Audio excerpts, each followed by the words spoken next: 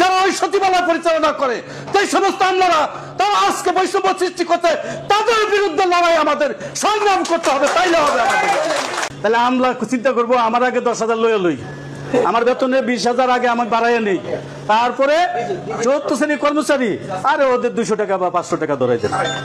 বৈষম্যহীন সরকার, যারা ছাত্ররা জীবন দিয়ে বৈষম্যের বিরুদ্ধে প্রতিবাদ করে রক্ত দিয়ে আজকে যাদের ক্ষমতা বসাইছে তাদের দায়িত্বটা কি?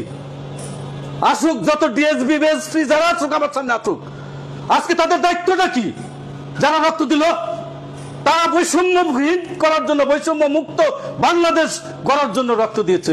আর আজকে যারা ক্ষমতায় বসে আছে, যারা ওই সচিবালয় পরিচালনা করে সেই সমস্ত আমলারা তারা আজকে বৈষম্য সৃষ্টি করতে, তাদের বিরুদ্ধে লড়াই আমাদের সংগ্রাম করতে হবে, তাইলে হবে আমাদের। তাছাড়া কি হবে? আজকে তাদের বিরুদ্ধে কথা বলতে হবে। কারা নিজের সুবিধাটা নিচ্ছ আর আমাদের কর্মচারীদের সুবিধার বেলা তোমরা হিমশিম খাচ্ছ, কারণটা কি? দেশটাকে ওই আমলারা কয়জন চালায়? দেশটা চালায় কর্মচারীরা, সরকারি চালায়, পরিচালনা করে কর্মচারীরা। কর্মচারীদের কল্যাণের কাজ করেন, আপনার কাছে অবশ্যই কর্মচারীরা আসবে। আপনারা যদি আউটসোর্সিং বাতিল না করতে পারেন, কেন আসবে? কি করতে আসবে কর্মচারীরা? আপনি যদি পদ পদবি পরিবর্তন না করতে পারেন, কেন আপনার কাছে আসবে? আমি যদি রেশনিক ব্যবস্থাটা চালু না করতে পারি, আমি যদি পে স্কেল নিয়ে খালি লাফাই, পে স্কেল যদি আমি আজকে বাস্তবায়ন করার জন্য আমরা খালি মিছিল করি আর সমাবেশ করি, মিটিং করি, হাজার হাজার টাকা ভাঙি, লাভ হইব কি?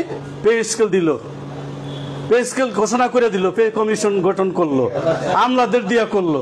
তাহলে আমলা চিন্তা করবো আমার আগে 10,000 লইয়া লই, আমার বেতনে 20,000 আগে আমার বাড়াইয়া নেই, তারপরে 4th শ্রেণী কর্মচারী আরে ওদের 200 টাকা বা 500 টাকা ধরাই দেন।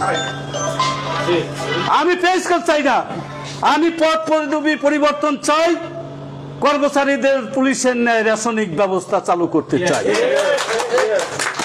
আমি সরকারকে বুঝাইতে সক্ষম হব যে স্যার, একজন সচিব যদি পে কমিশন করেন, সচিবের বাড়বো 30,000, আর ওই 30,000 দিয়ে আপনি রেশন দিতে পারবেন 50 জনের। তাইলে স্যার এইটা ভালো, একজনের লিগে আপনি কানবেন না 50 জনের উপকার হবে একজনের দিয়ে এটা কানবেন? যুক্তি দিতে হবে তো। এইভাবে কাজগুলি করি আমরা। বাংলাদেশের সরকারি চাকরিজীবীদের জন্য একমাত্র তথ্যভিত্তিক ইউটিউব চ্যানেল এটি। আপনি যদি একজন সরকারি চাকরিজীবী হয়ে থাকেন, তাহলে নবম পে স্কেল সহ মহার্ঘ ভাতা সংক্রান্ত সর্বশেষ ও নির্ভরযোগ্য আপডেট পেতে চ্যানেলটিতে লাইক দিন, আপনার মূল্যবান মতামত কমেন্টের মাধ্যমে জানান এবং অবশ্যই চ্যানেলটি সাবস্ক্রাইব করতে ভুলবেন না। ধন্যবাদ।